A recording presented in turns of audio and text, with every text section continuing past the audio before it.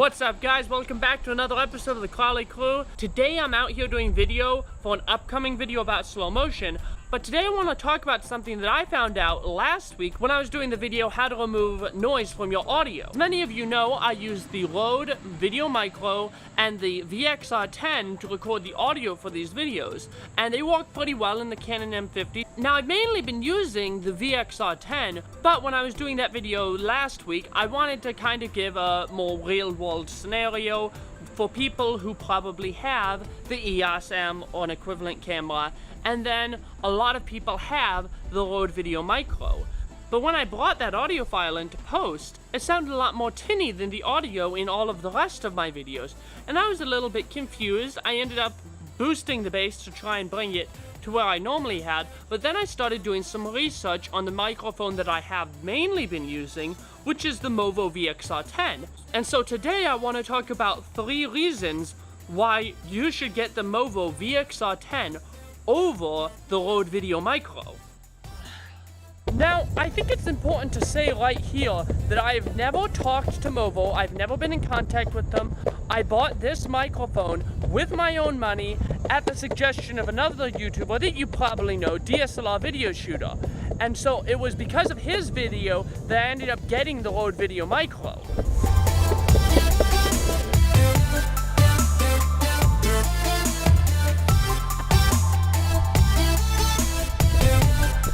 Can you say holdover from the Cold War?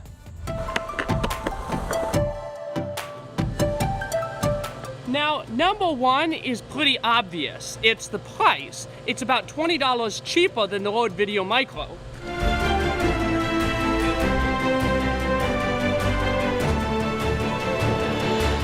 And of course, cheaper's better. So you'll be able to afford more gear in the future. It saves you that extra 20 bucks. And if you were gonna buy 2, it just exponentially increases that. So that's number one, and the most obvious is that it's $20 cheaper.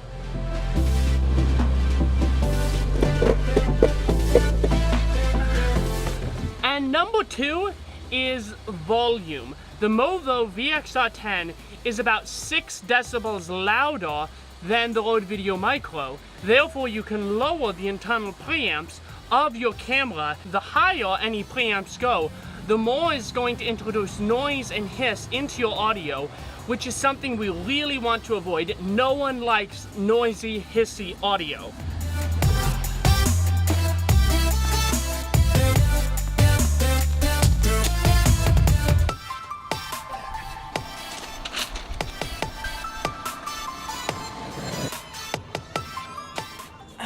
And the last one is one that you probably haven't heard of, and it's frequency response. The Rode VideoMicro, whereas it is a really good microphone, it does not do very good at rendering the lower frequencies. It only goes down to about 100 Hz. And when I was doing research after the last video, I found out that the VXR10 actually goes down to 35 Hz. And so the reason I always thought that the Movo VXR10 sounded better was actually because it was picking up more bass frequencies. Now, I don't have a very bassy voice to begin with, so when I don't have bass frequency in my voice, it really sounds bad. But with this microphone, it does a much better job at capturing the bass in my voice, and I don't feel like I have to modify it nearly as much as I have to with the Rode VideoMicro. So let's recap. You have price, $20 cheaper, it's only $40, not $60, and it actually comes with some other accessories that are extra if you buy the Rode VideoMicros. 2, you have volume, you can lower the preamps of your camera, and keep in mind you don't want this necessarily for a Panasonic camera because it can actually peak out your audio a lot easier than something like a Sony or the Canon EOS M50.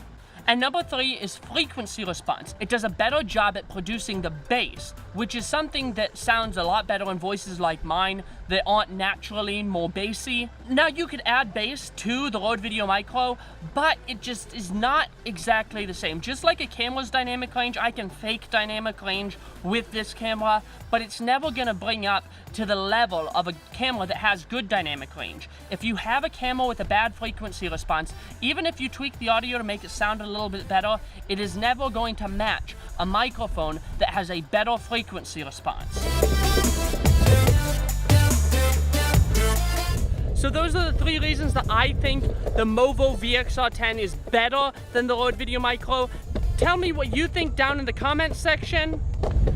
If you like this video, feel free to subscribe to the channel. And if you have an M50 and you're wanting to get better slow motion, definitely subscribe, because I have a video coming out about that soon that is going to help us get the best slow motion that we possibly can out of that little camera.